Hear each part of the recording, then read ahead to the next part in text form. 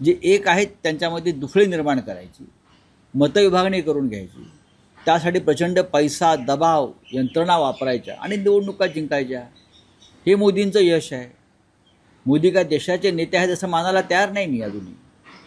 देशाचे नेते पंडित नेहरू होते, इंदिरा गांधी होत्या, राजीव गांधी होते, मनमोहन सिंगसुद्धा होते. कारण त्याने या देशातली लोकशाही आणि अखंडता टिकवण्यासाठी आपलं आयुष्य वेचलं आणि त्यांनी अशा प्रकारचं कृत्य केली नाही. मराठीच कशाला हे लक्षात घ्या. हा प्रश्न फक्त राज ठाकरे आणि उद्धव ठाकरे यांचा नाही. ज्यांना ज्यांना या महाराष्ट्राविषयी प्रेम आहे अशा प्रत्येकानं, मग प्रकाश आंबेडकर सुद्धा असते, ते मराठी नाहीत का? ते महाराष्ट्राचे कोणी देणं लागत नाहीत. संयुक्त महाराष्ट्राच्या लढ्यात डॉक्टर बाबासाहेब आंबेडकरांचं योगदान आहे. आणि महाराष्ट्रामध्ये मराठी माणूस एक राहिला नाही तर हा महाराष्ट्र मुंबई ही हमालांची आणि पाटीवाल्यांची होईल असं डॉक्टर आंबेडकरांनी तेव्हा इशारा दिलेला आहे. आज नेमकं तेच होत आहे.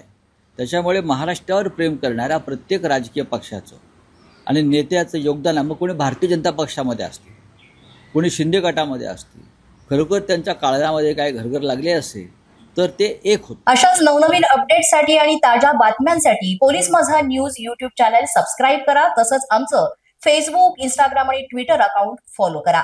अधिक माहितीसाठी आमच्या www.polismazhanews.com या वेबसाईटला भेट द्या.